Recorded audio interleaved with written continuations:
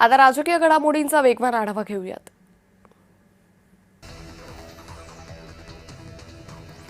खेडच्या पूरग्रस्तांची रामदास कदम यांनी भेट घेतली। यावेळी प्रशासनाला नुकसानग्रस्त भागांचे पंचनामे तातडीने पूर्ण करण्याच्या सूचना दिल्या।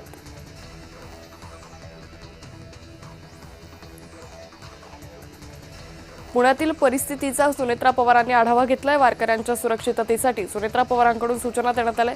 उपमुख्यमंत्री सुनेत्रा पवारांनी जिल्हाधिकारी जितेंद्र डुडींशी चर्चा केली।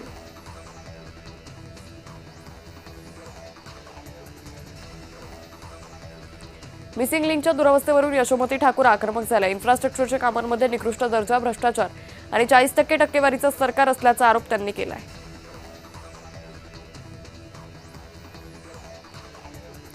कोल्हापुरात स्मार्ट मीटरच्या विरोधात उभाटा आक्रमक झाली। मागण्यांचे निवेदन विद्युत विभागाच्या अधिकाऱ्यांना देण्यात आले।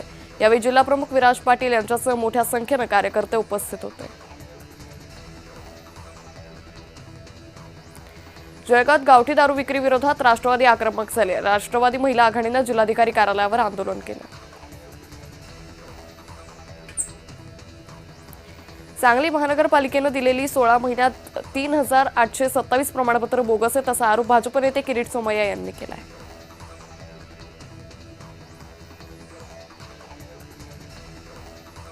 ठाण्यात पडलेल्या झाडांच्या फांद्या घेऊन उभाटानं आंदोलन केले। महापालिका अधिकाऱ्यांचे निलंबन करण्याची मागणी यावेळी करण्यात आली।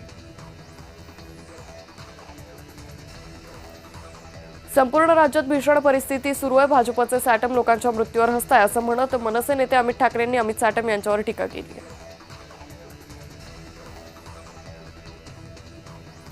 वारकऱ्यांना देहू आळंदीच्या दिशेनं न येण्याच्या सूचना देण्यात आल्या। वारकऱ्यांनी आळंदीत न जाता पुण्यात यावं। पूर परिस्थितीमुळे आळंदीत जाणं धोक्याचं आहे असं वक्तव्य मुख्यमंत्र्यांनी केलंय।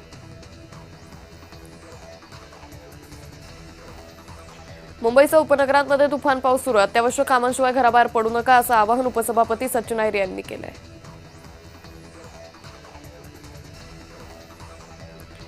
नाशिक जिल्ह्यात आज ढगफुटीची शक्यता आहे। नाशिककरांना खबरदारी बाळगण्याचं मुख्यमंत्री फडणवीसांनी आवाहन केलंय।